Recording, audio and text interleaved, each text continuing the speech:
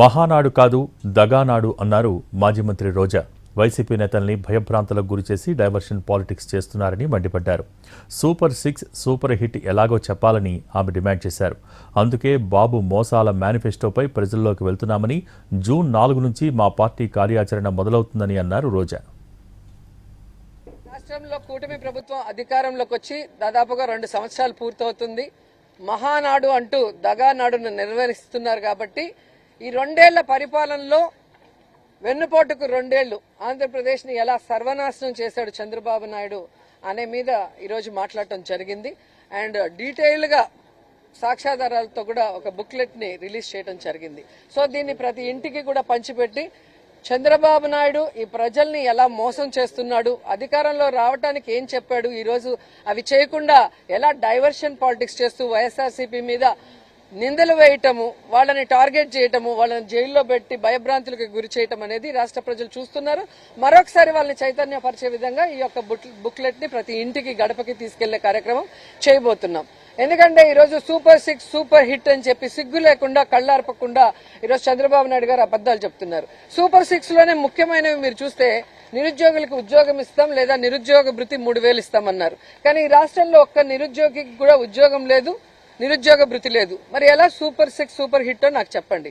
అలాగే ఆడబిడ్డ నిధి 18 ఏళ్లు దాటిన ప్రతి మహిళ ఇంట్లో ఎంతమంది ఉంటే అంతమందికి 1500 ఇస్తామన్నారు. నీకు 1500, నీకు 1500, నీకు 1500 అని ఏ విధంగా వీడియోలు వేసి ఏమార్చారో మనం చూసాం.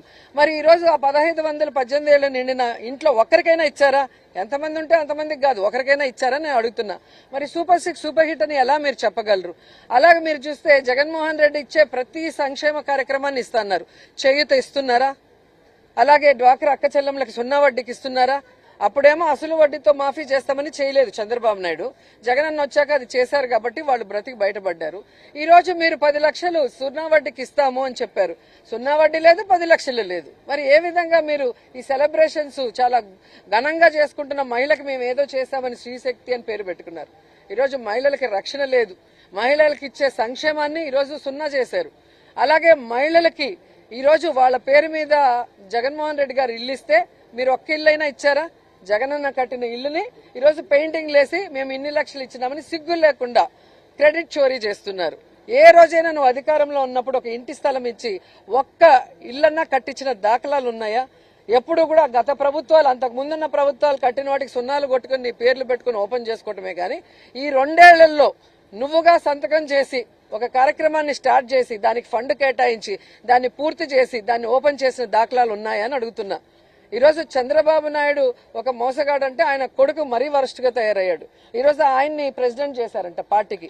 ఆయన ఎప్పుడైతే మరి ఈ విద్యాశాఖ మంత్రి అయ్యాడో విద్య కుంటుబడింది, విద్య మూలకు వెళ్ళింది. ఈరోజు స్కూళ్ల విషయాలకే వద్దాం.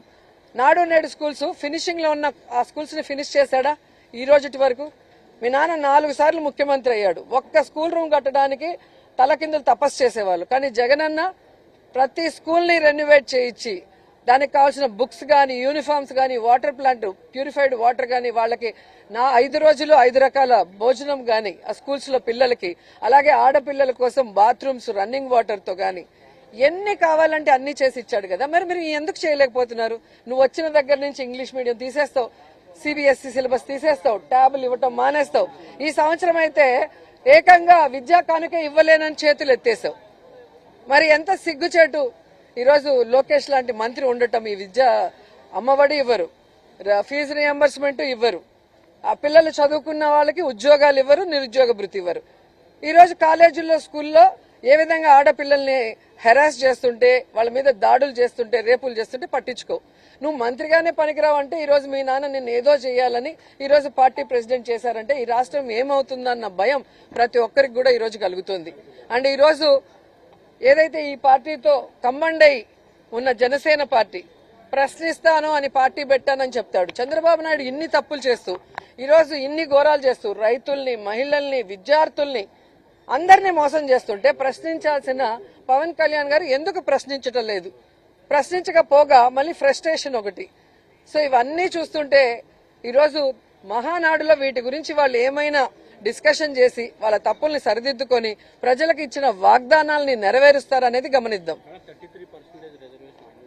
వాళ్ళు చేసేది ఏమి ఉండదండి. ఆల్రెడీ బీజేపీ గారు బిల్లు పెట్టినప్పుడు ఎందుకు తెలుగుదేశం వాళ్ళు దానికి ఓటు వేయలేదో చెప్పండి. ఈ రోజు ఈయనేదో లోకేష్ కొత్తగా 33% ఆయన తీసుకొచ్చినట్టులాగా చెప్తున్నాడు.